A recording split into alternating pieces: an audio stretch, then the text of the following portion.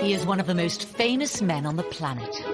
Probably after the Queen, Harry is the second most popular royal act, if you like. He's the member of the royal family that most people would say, I'd like to have a drink with him. A young royal who has stood out from the rest of the family.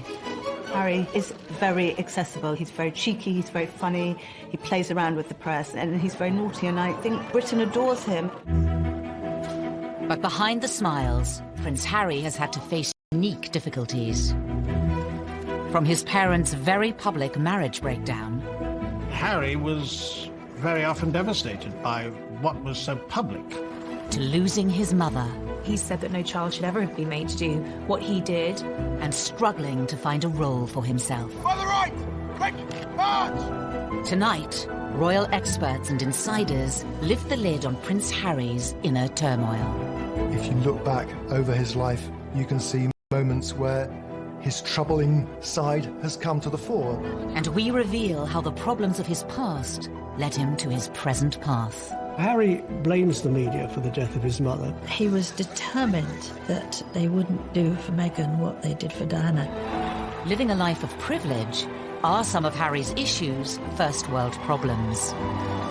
Or has he been expected to suffer in silence in an institution famous for keeping a stiff upper lip?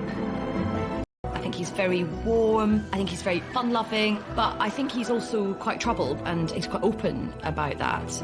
He is quite conflicted when it comes to balancing his private and public life, and really always has been. He said he wants to be ordinary. He can't be ordinary. He is a member of the royal family.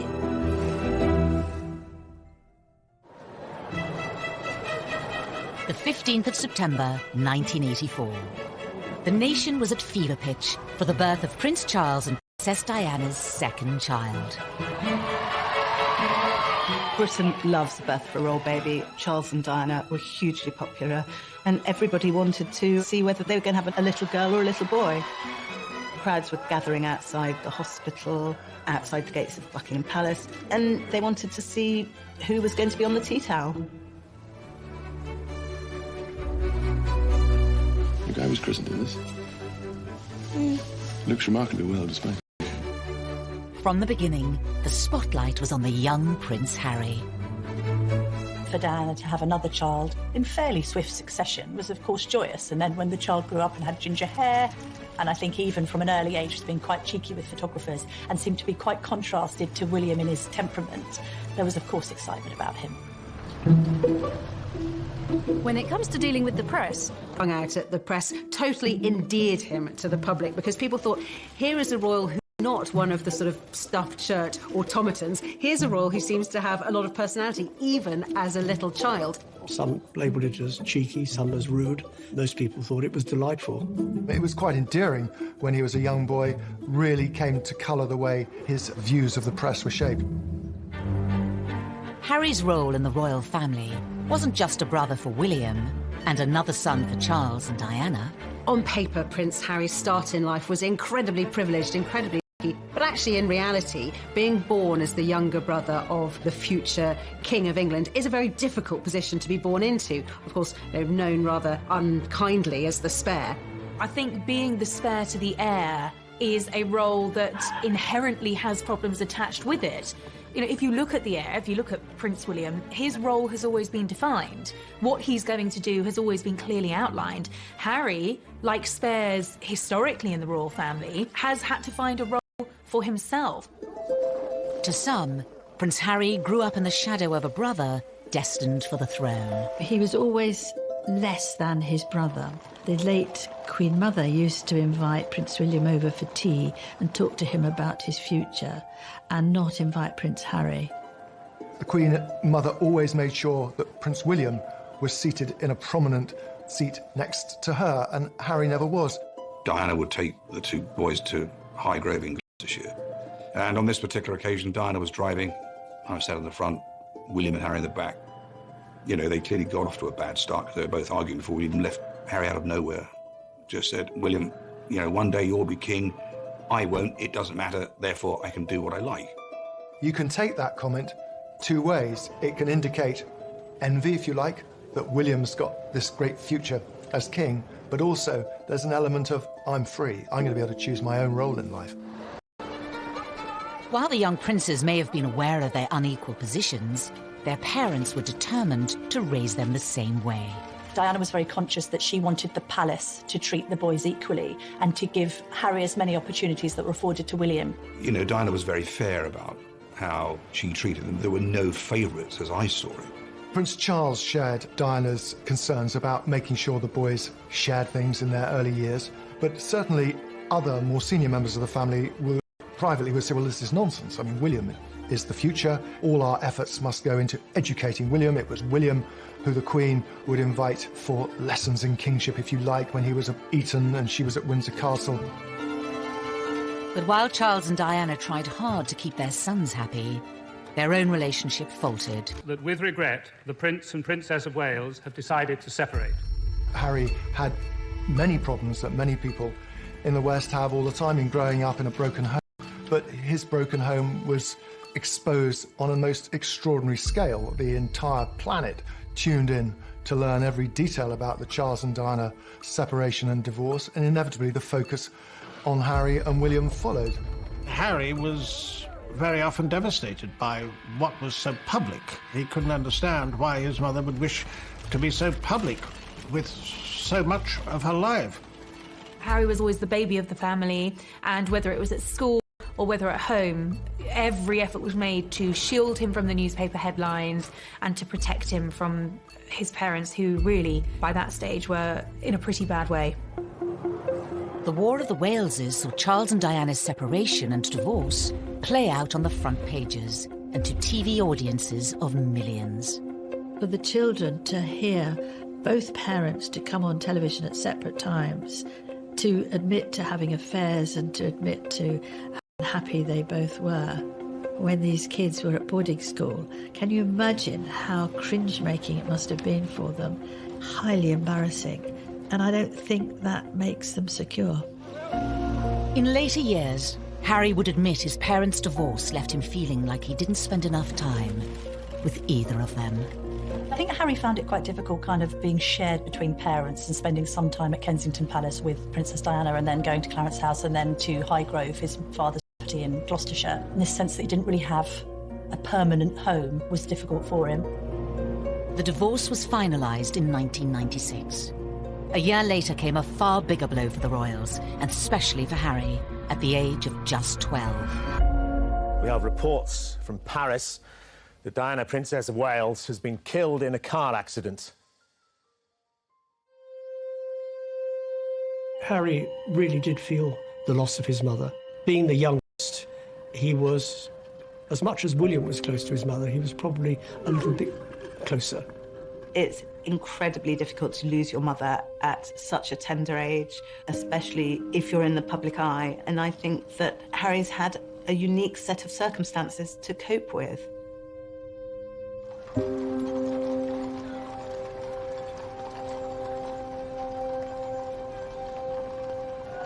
Less than a week after Diana died, her funeral was watched around the world by around 2.5 billion people.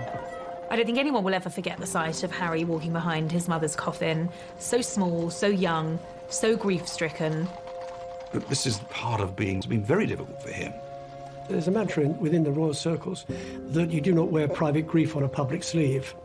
And they were incredibly brave in the way they presented themselves. All around them, people were caterwauling, weeping, wailing, and anybody hearing that would break down. But no, they didn't. Which was actually very selfish of most people, because somewhere in amongst all that national outpouring of grief, the private grief of the boys got lost. Ever since Diana's death, Harry has been in no doubt about who he blames for the tragedy. I think it was inevitable that Harry blamed the press for the death of his mother.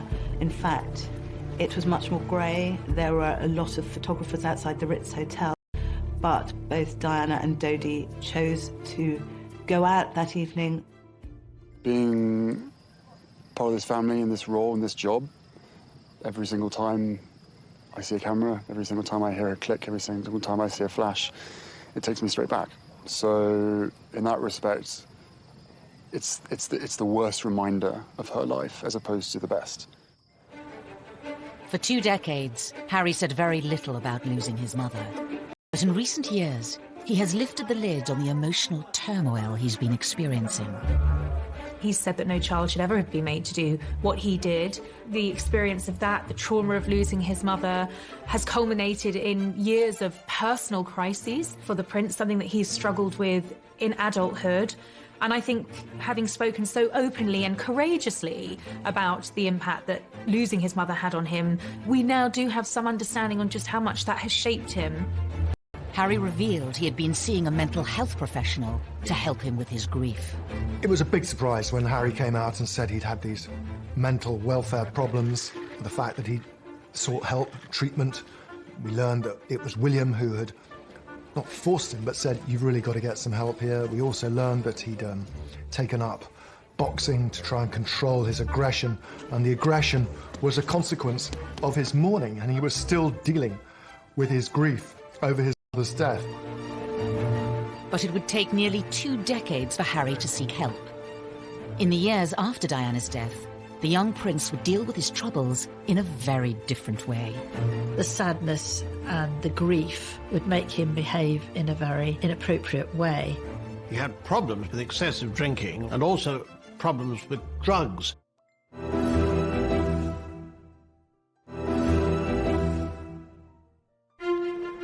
By the early 2000s, Prince Harry was privately mourning the loss of his mother.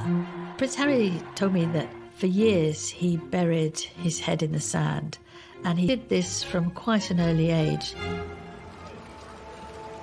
But in public, he was gaining a reputation. The party prince, the playboy prince, the hard-drinking prince. The first time I ever met Prince Harry, he was at a nightclub. It was the year of his A-levels. He was meant to be at home revising, and he was at the Kensington Roof Gardens, knocking back vodka shots, smoking Marlboro Lights, surrounded by a group of gorgeous blondes. That was Prince Harry. Harry's wilder side had emerged even before reaching his A-levels. A newspaper had been passed details about Harry drinking, being involved in lock-ins in local pubs, and smoking cannabis on occasions too. You can really understand how a lonely, privileged, unhappy prince would end up drinking and smoking and taking cannabis to fill those hours and to hang out with people who he thought really liked or even loved him. 16-year-old Harry was made to visit a drug rehabilitation clinic by Prince Charles to educate him on what could happen if he didn't change his ways. But just a few years later, it wasn't country pubs Harry was visiting. There had been a series of photographs of Prince Harry falling out of nightclubs late at night with various girls and all the rest of it. He was clearly in party mode. In 2004, Harry had an altercation with a photographer while leaving a West End nightclub. There are two sides to that story. On one hand, the photographer saying that Harry lunged at him, possibly after a few beers, and the palace saying that the photographer had knocked him with his camera. Was this kind of behaviour just part of growing up? Or did his troubles run deeper? Harry's naughtiness was sometimes just boyish, but other times was really a symptom of his deep grief. It was outlets for his despair, I think. Everything he did was always going to be examined with microscopic detail. He couldn't, in other words, get away with the kind of things that many of his teenage friends could.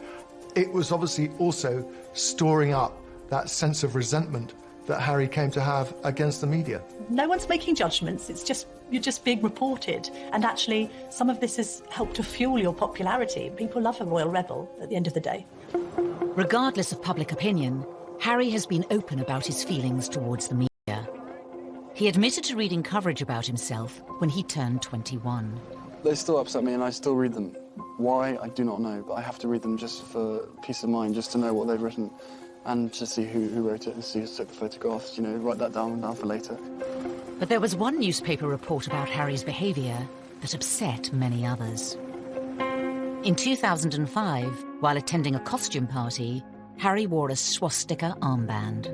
That was an episode that happened and he was fully protected by the royal machine, and yet it still happened. It was a gradually, sir, this is a really bad decision. Don't wear the Nazi costume. I thought it was actually quite unfair at the time, and I still think it was quite unfair. It was clearly not a political statement. It was clearly a stupid teenager doing a very stupid thing, thinking it was funny. Harry apologised for it. He said it was something that he regretted. It happened on the eve of him joining Sandhurst. The Royal Military Academy, Sandhurst. In May 2005, Harry spent nearly a year here, training to be an officer cadet in the army. Something he'd wanted for a long time. One of the things that we saw very much with Harry growing up was the fact that he absolutely adored the military. I remember him as a 5-year-old strutting up and down the road at Kensington Palace in army fatigues. Harry excelled in his training and was commissioned as an army officer in April 2006. I think Harry found purpose in the army. I think he found safety in the army, ironically, because of course it wasn't safe, but I think he found emotional safety in the army. The army allowed Harry to feel normal. That's what he wanted. It's completely normal. It's as normal as it's going to get. I'm one of the guys. I don't get treated any differently. Even though Harry felt normal in the army, the rest of the world couldn't forget he was a royal. And that brought problems. When he was told he couldn't serve on the front line, he was absolutely furious and wanted to be treated like any other soldier.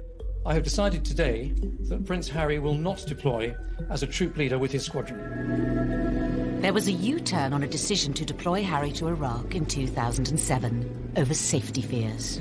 I joined the army unless I thought I was going to. Simple as that. If they said no, you can't go front line, then I wouldn't drag my sorry ass through Sandhurst, and I wouldn't be where I am now, because the last thing I want to do is have my soldiers sent away to Iraq or wherever like that, and for me to be held back home twiddling my thumbs thinking, well, what about David, what about Derek? At that time, everyone else was going to Iraq, and he felt he should too, and it was enormously frustrating for him. Eventually, Harry was allowed to serve in combat zones. In 2008, it was revealed that he had been deployed to Afghanistan. The day he flew out, he was ecstatic, really. He said that being in theatre in Afghanistan, you know, something that most people would find frankly terrifying, was as normal as he was ever going to get, and he loved it for that reason. But his time on active duty was short-lived. A media blackout was imposed on Harry's posting for his protection until an Australian magazine revealed where he was, and he was forced to leave.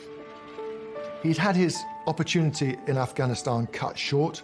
He could see which way the wind was blowing. It was unlikely he'd get another retraining to become a very competent Apache helicopter pilot, and this allowed him to have a second bite at the cherry and to go back out there. On his second deployment, the media were allowed much more access to Harry. Not that he was happy about it. And so what do you think the public perception of Harry is? I don't know, it fluctuates. It depends on what the media want to write, I suppose. I mean, you know, I'm out here doing a job and I really enjoy it. I never wanted you guys to be out, but there was an agreement made to invite you out on the deal that the media didn't speculate before my deployment. That's the only reason you guys are out here. Harry may not have wanted the cameras there, but it did give the world a chance to see him in his element. If you speak to anybody in the military, they will always say he was absolutely fantastic. Being dragged away from my guys, I think it was all done, it wasn't done in the wrong way, but it was just...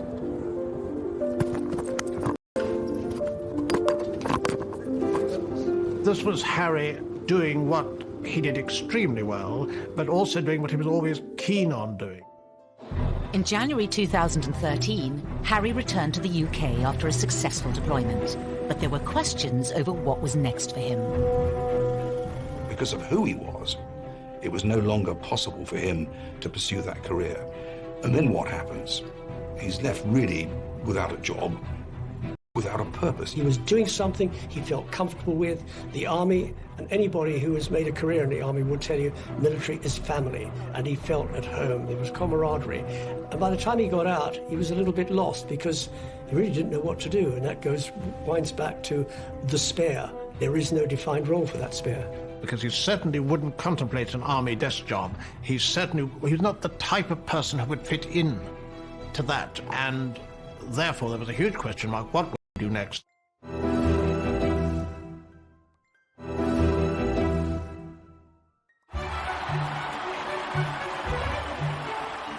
In April 2011, the world watched as the future king of the United Kingdom married his queen. Best man Prince Harry was by his brother's side as William officially settled down. Roger, before 20 seconds and I request and as low as possible. But in between his army tours, was Harry ready for the same thing? They're still talking to you. Or did he still have some growing up to do? The Americans arrived, all is well in the Empire. It didn't seem then that he was yet quite ready to settle down. Oh, there it is. Yes, Harry was a prince, but he was... 2012 was, of course, Harry let loose in Las Vegas. In a Las Vegas hotel, however, it is most unwise to play strip pool. According to the advertisement, what goes on here stays here. In Harry's case, it certainly didn't. Once again, Harry was front-page news for all the wrong reasons. For some, it was Harry the lovable rogue. The tabloids ran the images of him basically stark naked, covering his crown jewels, I think. There was no wrongdoing there. It was a bit of harmless fun. And what's been interesting about Harry is actually quite a few of these episodes have endeared him to the public even more. But Harry was still struggling to reconcile the role he had been given at birth and the man he was becoming. Probably let myself down, let my family down, let other people down, but at the end of the day, you know, I was in a private area and there should be a certain amount of privacy that one should expect. But, you know, it was probably a classic example of me probably being too much on me and not enough Prince, is a simple case of that. After Harry's second tour of Afghanistan, he found a way to combine being a prince with his passion for the military. Your stories move, inspire and humble us. You prove that anything is possible if you have the will. Welcome to the Games. Welcome to Invictus. He founded Invictus Games, helping disabled and wounded men and women from the services. Invictus was also a way for Harry to address his own troubles, as Angela Levin discovered when she interviewed the prince. I said, well, my first question, Your Highness, is that I've seen you on so many occasions with people who are damaged, with young teenagers, ex-servicemen and women, and you are completely brilliant with them. You know what to say and the way to say it. And I wondered whether you were using these occasions to also help yourself with your own mental health issues. Absolute silence, and I thought, help, I'm going to be thrown out. Seemed like ages, and then he said, that's a really big question. Silence. And he said, you're right, of course. He felt that he was helping others who were probably suffering the same as he was, because those in the Invictus Games, they're also suffering. This was Harry's way, undoubtedly, of continuing links with the military, which he wouldn't do from a desk job, but wanted to do in the wider world, following his mother's footsteps as well for charitable activities. Harry had created an outlet that gave him a purpose and allowed him to help others. But what about his private life? His relationship with his brother was always close. Every year, he is the one person on this earth who I can actually really, you know, we can talk about anything and we understand each other and we give each other support and everything. They were two peas in a pod. They looked out for each other. We're brothers, not lovers. Right? There's a difference. It's a bit weird. For some, Harry gaining a sister-in-law highlighted the need for him to move on and find his own partner. Inevitably, there was sort of a little bit of gentle mockery about him as a sort of the third person in the marriage of William and Kate on this occasion, of course, because they were so close, they did things together. There's an awkwardness to that scenario, a couple trying to carve their own path as newlyweds, and then a prince who's got a great deal to offer, and which takes precedence, and who's more popular when it comes to the press, and how does that work in tandem? So I think there was always friction in that regard with the three of them. Ladies and gentlemen, on behalf of the captain and crew, welcome aboard this flight. We hope you enjoy flying with us. Before takeoff, we would like to encourage all passengers to watch our cabin crew display the safety features of the aircraft. 10, 9, 8, 7, 6, 5, 4, 3, 2, 1, 0.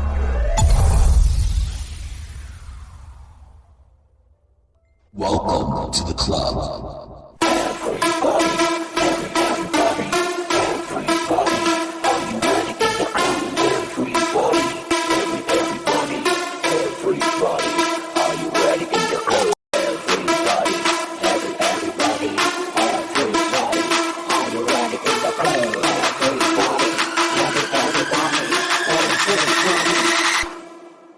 Peace. I think what changed things for Harry was William having his own children, and Harry looking on at Kensington Palace where they were neighbours and thinking that he probably wanted that for himself. It's fantastic to have another addition to the family. I only hope my brother knows how expensive my sitting charges are. It was always inevitable that Harry was going to want to live his own life. Put some effort in. It's the wizard, never the wand. But for Harry, finding a princess of his own would prove difficult. The first love, Chelsea Davy, the girl that he met in South Africa, who he fell head over heels in love with, she had 8 years to look into the goldfish bowl of royalty and to realise absolutely this wasn't the life for her. He lost Chelsea because she didn't like to be in the spotlight. Harry was disappointed, but he was very much younger. Relationship with Cressida Bonus, who was a budding actress. And she, too, didn't like the idea of media intrusion. Media's got a knack of destroying relationships, and she didn't like media intrusion and really didn't want to pursue her acting career, and she walked away. For years, Harry was troubled by his position and the scrutiny that came with it, which would scare women away. It's quite sad when he's one of the world's most eligible bachelors, and at the same time not seeming to be able to find somebody who will take on the job of being in the public eye. There is this sense that they loved him but didn't love the idea of being royal. Meghan Markle entered Harry's life, offering him a genuine chance at happiness. After rumours of a relationship, the pair appeared in public together for the first time in September 2017 at the Invictus Games in Toronto. Meghan was different in many ways. She had a degree of fame and had lived through that herself. She was incredibly accomplished as a public performer, as an actress. It gave her great confidence. She seemed incredibly secure herself, and she was that much older than these girls that had gone before. She'd also, of course, been married, which added an entirely different layer to the relationship. Good grief, you know, Prince Harry is punching above his weight here. There's this amazingly glamorous American actress. When I walked into that room and saw her, and there she was sitting there, I was like, OK, well, I'm going to have to up my game. It was almost as if she was a ready-made royal, and therefore a perfect fit for him. In this strong, striking, confident woman, there was actually someone who was very capable of handling the pressure and the scrutiny of being in the public eye. That was something that neither of his two girlfriends had been willing to take on. But the scrutiny would soon affect Prince Harry and his new girlfriend. He issued an unprecedented statement saying, Meghan Markle has been subject to a wave of abuse and harassment. I did not have any understanding of just what it would be like. I don't think either of us did that. We both said that, even though we knew that it would be. Yeah, I tried to warn you as much as possible, but I think both of us were totally surprised by the reaction after the first 5-6 months when we had to ourselves. You could see that the old thorny issue of Harry's relationship with the press was raising its head again. Quite a lot of the press was very, very charged about her background, headlines like kind of straight out of Compton and all of this kind of thing. There was quite an unpleasant tinge to it. There has been some very negative publicity. Not everything that was troubling Prince Harry was in print or written by journalists. Horrible, horrible stuff on social media, and I'm sure they weren't scrolling through it all the time, but you will see this stuff. You know, they're modern young royals. Of course they're going to be on social media. This time, though, the relationship survived. Harry asked Meghan to marry him. What were we doing? Just roasting chicken and having Trying to roast chicken. Trying to roast a chicken, and it was just an amazing surprise. It was so sweet and natural and very romantic. He got on one knee. Having watched Harry grow up, the public saw this as the moment to put his past behind him.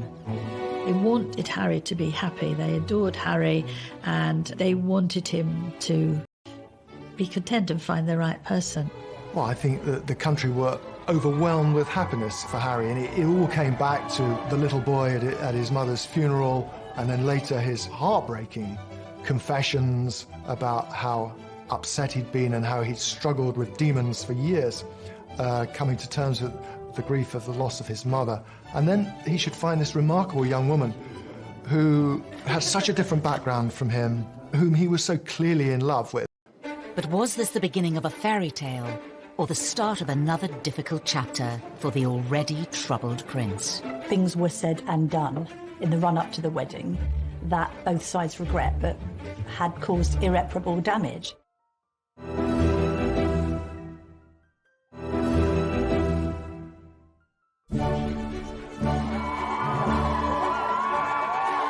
On the 19th of May 2018, all eyes were on St George's Chapel in Windsor.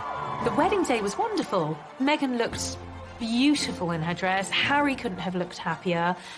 The ceremony itself was so vibrant, it was so new, it was so different, it was so unique to the two of them. And I think it was the start of something very, very happy and very, very special. Nobody can deny that the wedding day itself was sparkling. It was magic. It was like Disneyland. But not long after, Harry was once again facing familiar troubles with the press. The wheels started to come off amid suggestions that the couple had been a bit difficult over the planning of the wedding, and that demands were being made that perhaps weren't quite in proportion with their place in the royal pecking order. He said before the wedding, what Meghan wants, Meghan gets, and I think he defers to her a great deal. She's a very confident, articulate woman who's done very well for herself, because she's never been a member of the royal family, but she won't be confined by protocol. The level of perceived criticism against Meghan is something many say has had a profound effect on Harry. He saw echoes of what had happened with his own mother and thought, I'm going to speak out about it. And I know a lot of the press were very, very angry about this. So people were saying, how dare he have the temerity to break this code, that you would never, ever complain. But unlike other members of his family, Harry has not always observed the royal code of silence. After the birth of his and Meghan's son Archie, he became even more defiant. I will always protect my family, and now I have a family to protect. Everything that she went through and what happened to her is incredibly raw every single day, and that's not me being paranoid, that's just me not wanting a repeat of the past. And if anybody else knew what I knew, be it a father, be it a husband, be it anyone, you'd probably be doing exactly what I'm doing as well. I think Harry fears that there will be parallels between his own relationship and that of his mother, and he's very keen to protect Meghan and Archie. I mean, I have the two best guys in the world, so I'm really happy. Harry is so protective of Meghan because of his mother and this idea that he doesn't want any other woman in his life going through what Diana went through. The trouble is with that is he has rewritten history somewhat, because although there was undoubtedly a hounding of Diana, there was also a manipulation of the press. In the eyes of some, criticising the press for criticising them hasn't always been warranted. Meghan flew to New York for a baby shower. Now, nothing wrong with going to a baby shower. That's what Americans do. We don't do it so often in the UK. But she flew over a private jet. What's wrong with a commercial jet? They went to Ibiza and the south of France in private jets. What's wrong with commercial flights? And that's when they were getting criticised, because they'd been preaching climate change, they'd been preaching the environment, they'd been preaching global warming and doing all the things that they shouldn't be doing. Everybody deserves a critical word written about them. Nobody should be above reproach. The press accused them of hypocrisy, and there's no question also that they weren't, it seemed, listening to advice or paying much attention to precedent. All of this made the atmosphere very unhappy. While the press levelled criticism in public, behind palace walls, Harry was allegedly facing troubles of a much more private nature. One of the things that unquestionably adversely affected the relations between Harry and William, who were so close for so many years, was a series of rumours too quick in being engaged to Meghan. There was a brotherly discussion, which I think was voiced out of concern from William, but was misinterpreted as a lack of support. Things were said and done in the run-up to the wedding that both sides regret, but had caused irreparable damage. Was Harry losing the one person he could trust? The brother he was so close to throughout the troubles of his childhood? There are also clearly unresolved issues and a distance between the two brothers that has never been there before. In 2019, the brothers split their royal households. And later in the year, Harry even addressed the rumours of a rift. Inevitably, stuff happens, but look, we're brothers. We'll always be brothers. We're certainly on different paths at the moment, but I will always be there for him, and as I know he'll always be there for me. We don't see each other as much as we used to because we're so busy. But I love him dearly, and the majority of the stuff is the majority of stuff is created out of nothing. But it's just, as I said, as brothers, you have good days, you have bad days. The writing was on the wall. It was, in effect, a declaration of independence. The Duke and Duchess of Sussex have announced that they are carving out what they call a new role for themselves. They intend to step back as senior members of the royal family and work to become financially independent. In January of 2020, Harry and Meghan announced they would be stepping down as working royals. Prince Harry and Meghan had been out in Canada over Christmas trying to work out how they wanted to proceed into the future. I think Meghan and Harry decided to step down as working royals because they felt that they were being constrained by the palace system. Once Meghan and I were married, we were excited, we were hopeful, and we were here to serve. For those reasons, it brings me great sadness that it has come to this. This is unprecedented. It is an abdication in all but name. It's pretty seismic for the House of Windsor. There was a sense of being hurried about it, and I don't think the Queen, for one, was quite ready for it to come out as it did. After negotiations with the Queen, it was decided Harry and Meghan would lose the title Royal Highness. They would no longer receive royal funds. The official departure date was set for the end of March. But it seemed Prince Harry was keen for the new chapter of his life to begin. Before giving a speech in Edinburgh, Ayesha Hazarika was the first person to introduce the new, titleless Harry to the world. I met him, and what happened was I was going into the room and I was very unsure about what to call him. I mean, his advisor just said, look, just call him Harry. Just call him Harry. Please give a big, warm Scottish welcome to Harry. I turned him from a prince into a commoner. I have that effect on people. But it was actually very fitting because this was him ending one period of his life and beginning a new period. Harry and Meghan's final royal engagement was in early March, and for some it seemed the prince's troubles were still on display. To use common parlance, the Commonwealth Day service was #Hawks. There was quite a lot of tension there. There was some interesting body language with both of the brothers studiously examining their programmes and not really talking at all. Meanwhile, Meghan's there with a megawatt smile, trying to make the best of things. The lack of warmth between them was, well, yeah, I mean, from having seen them so close for so many years, it was quite startling. The couple plan to split their time between Canada and the UK. Whether that will solve Harry's troubles remains unclear. We will see whether or not that brings the contentment and the peace that they're seeking. He knows in his heart what he wants to be. He said he wants to be ordinary to me. He can't be ordinary. He is a member of the royal family. Wherever he goes, he will be known as a member of the royal family. It's still unclear how the couple's new life, away from palaces and courtiers, will pan out. The Queen has made it very clear that she would always welcome him back, and arrangements where they have to drop the titles and not receive the sovereign grant and all these restrictions are only for a year, and after that it's going to be looked at again. So they're really under the watchful eye of the royal family for the first year, which they probably don't like at all. The future for Harry and Meghan poses many questions. Will they be free to speak their mind? Recently, Harry was caught off guard by Russian comedians in a prank phone call in which he spoke candidly, unaware it was a hoax. I don't mind saying this to you guys. I think the mere fact that Donald Trump is pushing the coal industry so big in America, he has blood on his hands, because the effect that has on the climate and on the island nations far, far away, again, out of sight, out of mind. I think he's definitely going to be off the leash. I mean, I don't get the impression he's going to be sort of gratuitously, confessing all, but there will come a point where I think the lid will get lifted on this whole saga. Despite his popularity with the British public, Harry has long been a troubled prince. Will his dramatic break from the royal family finally allow him the freedom to start a new life and leave his troubles behind? Maybe it'll work for them.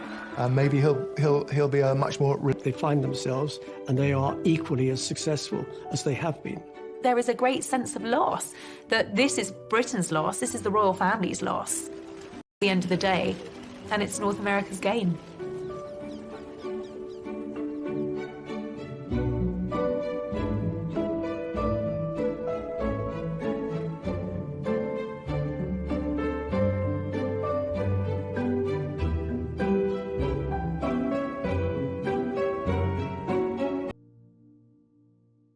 Just 12. We have reports from Paris that Diana, Princess of Wales, has been killed in a car accident.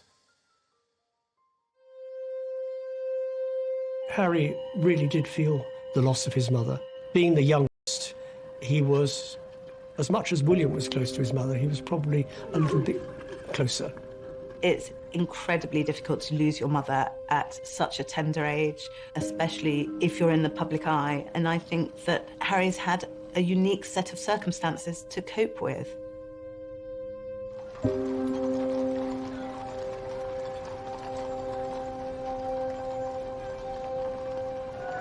Less than a week after Diana died, her funeral was watched around the world by around 2.5 billion people.